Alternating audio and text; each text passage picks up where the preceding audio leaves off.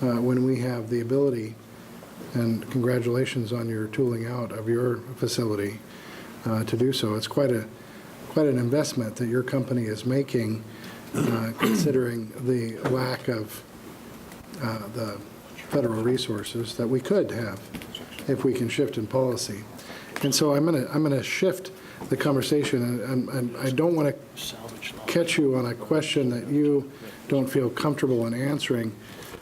But earlier this morning, we sat down and talked about the cap and trade legislation that is moving forward in this building.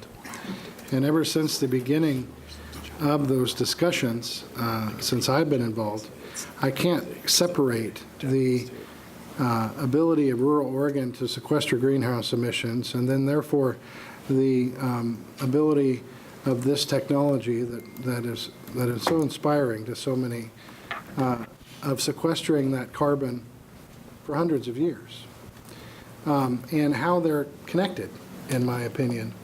And one of the reasons why we need a very in-depth and thorough discussion about that as we move forward, having these conversations.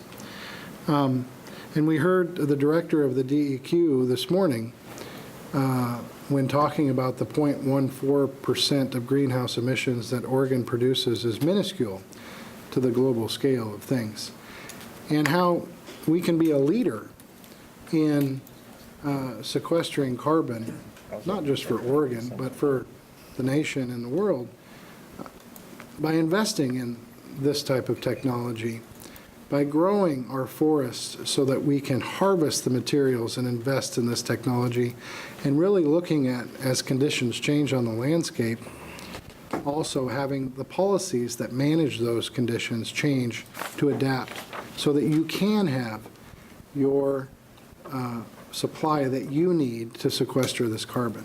Would you agree that those things and those philosophies are necessary shifts that need to happen in order for these industries to be successful? Yes, I would, and I think we've seen some of that with the amount of enthusiasm that you get from architects and engineers with a new product to work with, but also with the green stories that they're able to put out there.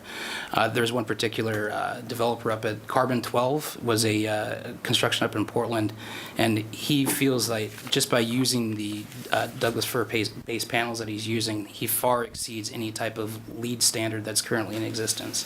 So I think we have a very good green story to tell, especially with carbon sequestration. Thank you.